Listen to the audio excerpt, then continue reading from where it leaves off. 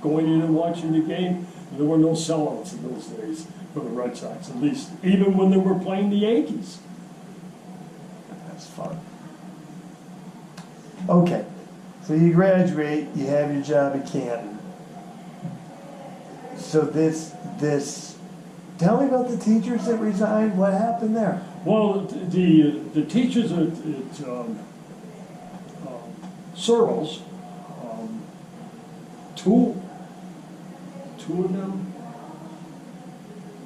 Well, one of them, my chemistry and physics teacher, graduated from Holy Cross when I was at Searles, and he had left to move back to Worcester and teach in one of the high schools in Worcester. Okay. Actually became the department head, the science department head in one of the schools.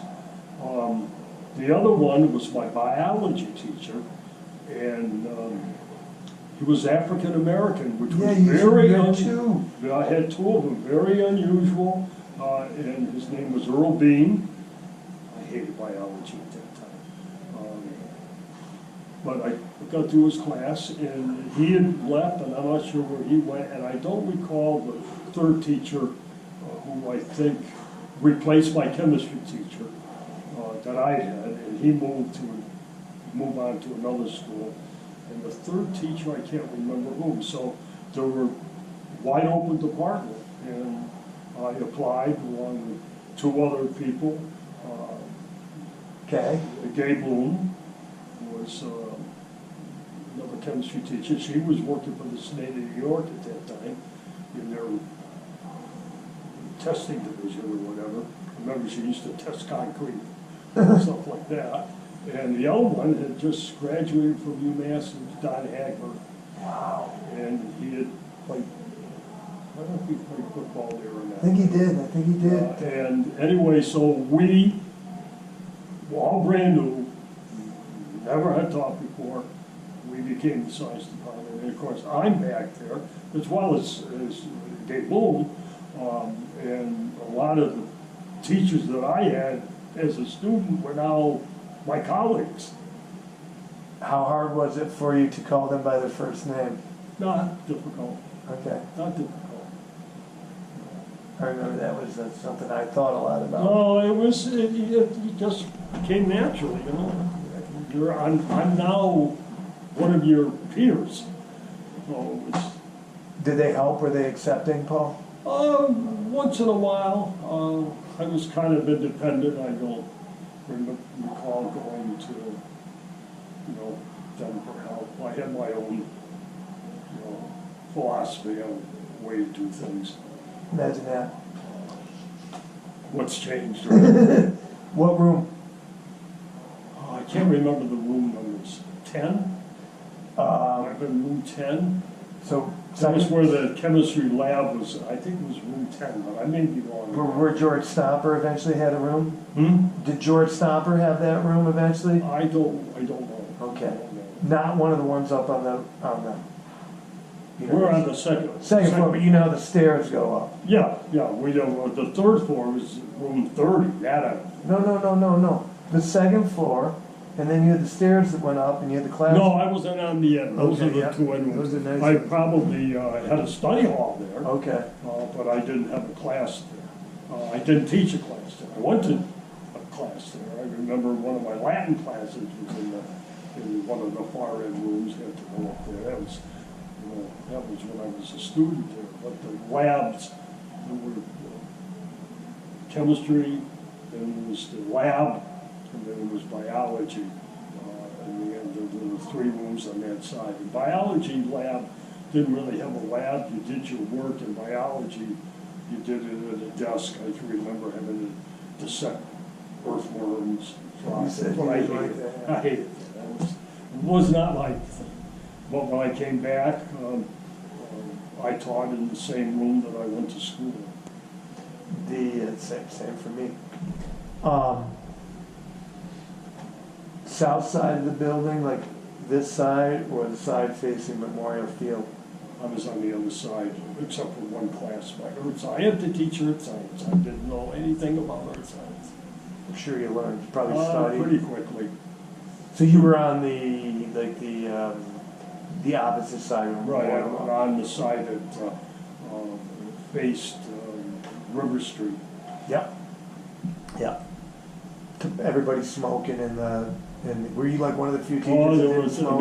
and this is, there were two faculty. Yeah, the rooms. women's and the men's. Two women and the men's, and the men on one side and the women on the other side, and never the twain shall meet.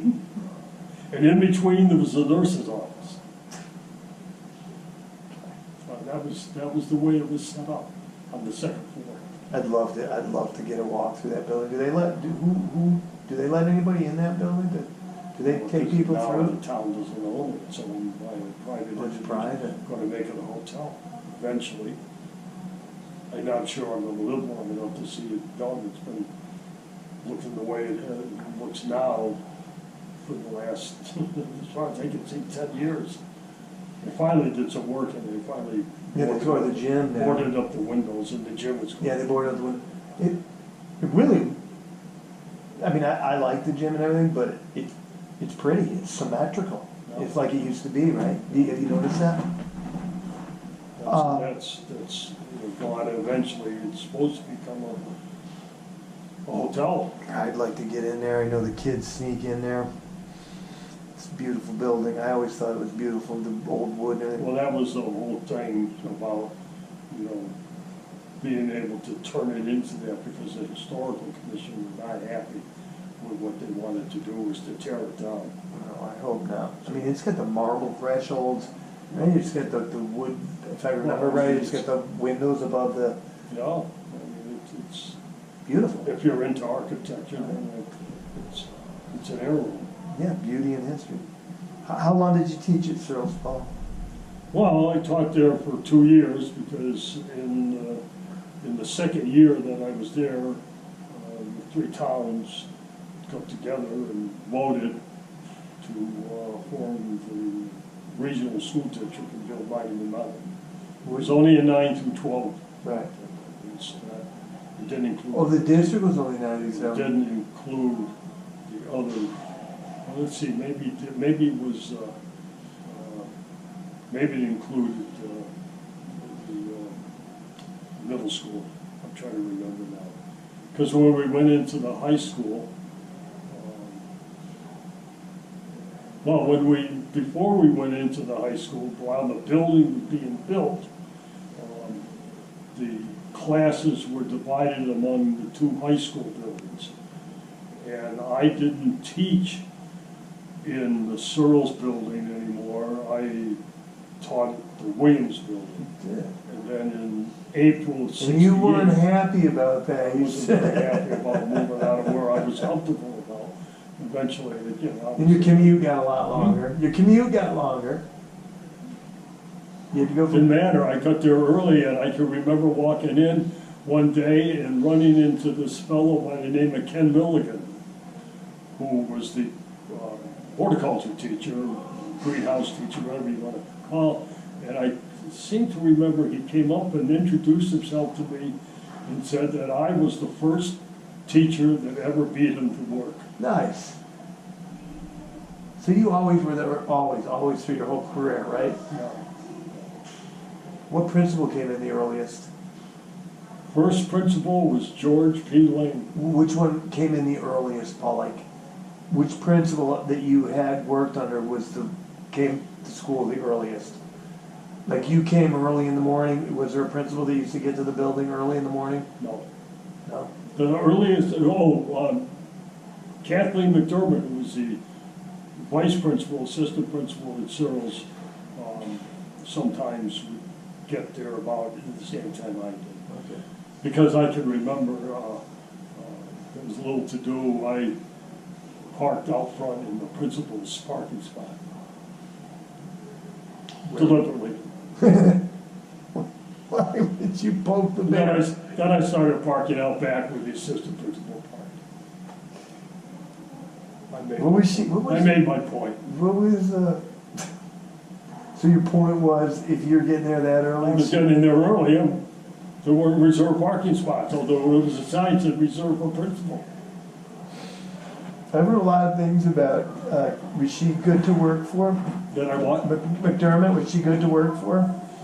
Oh, yes, because she was very protective of people, and was a calming influence. If you were, prone to getting upset about various things, you could remember, now Paul, Really? take it easy. So, Was she your principal when you were a student? she was the assistant principal all the years that I was at Searles, and when I taught for those couple of years, and then she became assistant principal up at Miami Mountain, and that's the auditorium is named after her. Yeah. I have vague memories of her.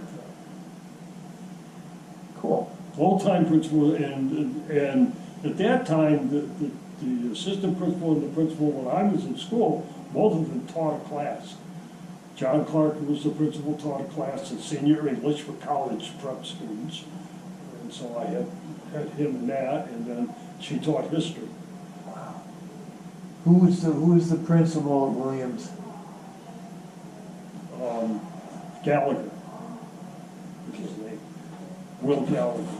Okay, so No, yeah, because I think it was both the principal and superintendent, because I think Stockbridge had a principal superintendent, but I'm not 100% sure. We had both a principal and a superintendent. Superintendent's name was Ken Preston.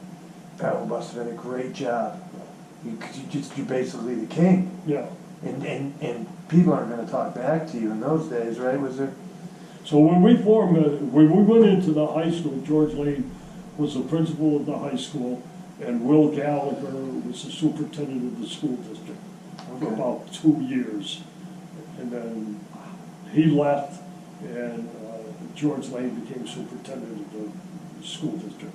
And then at some point in time, I can't remember exact timeline, then there was another vote to go K through 12.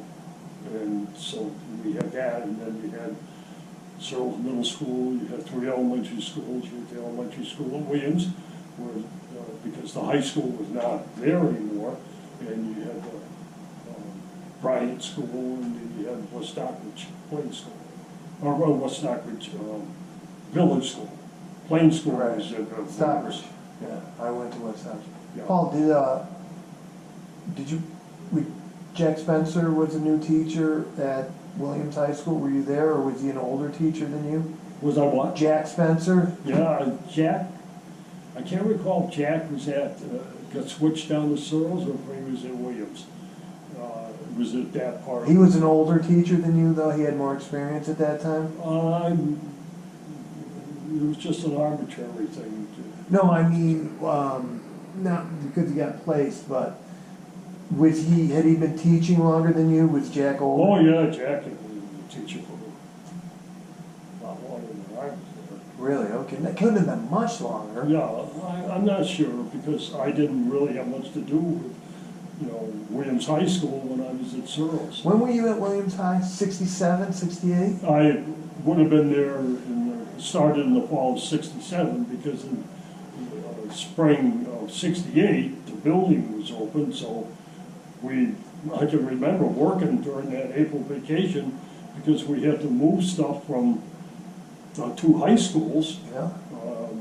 to the new high school. I can remember spending the week stocking the chemistry lockers, or the storage cabinets with chemicals from the 2 buildings. You opened that building. And the glassware, although I think the glassware might have been brand new, but the chemicals, we moved a lot of them out of Williams, and moved them out of Searles, and moved them into the closets up at the monument.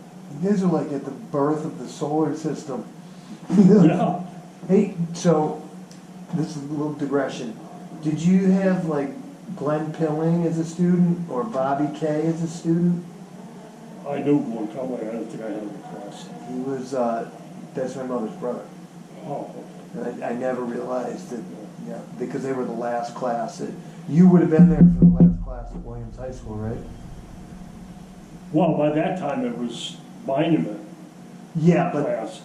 But there were students from Williams that I did not know, because I had taught at Searles Right. the year before. they would have been gone, Paul. I'm wrong. Yeah. They would have been gone the year before. They were the last full class at Williams High School. I was the first senior class advisor to the first graduating class from minor level, the class of 1968. What do you remember about the consolidation of the districts? It wasn't smooth, was it? Yes, it was. Okay. I don't think there was, I don't recall any animosity that took place. I mean, if there was jealousy, it would have been with the adults. No, I mean like the towns. It's struggled to get it together, right? Well, it wasn't so much the three towns that finally formed a school district. It was the towns that we didn't form a school district with. Lennox, Sheffield. Sheffield was the big one because a merger regional didn't work with them at that time. And then they formed Mount Everett. It seems to Mount me Everett was, I believe, the first regional school I think district so. in the state. the Sheffield actually, Barrington and Sheffield actually were they ever trying to work one out? They didn't work it out. Never. Today, No. right? It's funny. No, never worked it out. There were It makes so much, it makes various political reasons for it. I'm not sure I want to go on. No, we don't need to do that, but it's interesting that geographically it makes so much sense. It would have been, it would have been, but Stockbridge and West Stockbridge, well, West Stockbridge really depended upon Stockbridge Right. for its high school Yeah. and everything. And I don't recall that there was any animosity between the 1 to 3 towns. And I don't recall any. I mean, the whole reason, even though the first year, before we got into the same building, the senior class was split. Part of the senior class is up at Stockbridge, the other part of the senior class was down here, and we would bus, we had to have class meetings, we bused either from Great Barrington to Stockbridge for a class meeting, or the other way to down there, so that was a way of getting the kids together, because they were still separated, but there were Stockbridge kids that ended up at the Searles, and there were Searles kids that ended up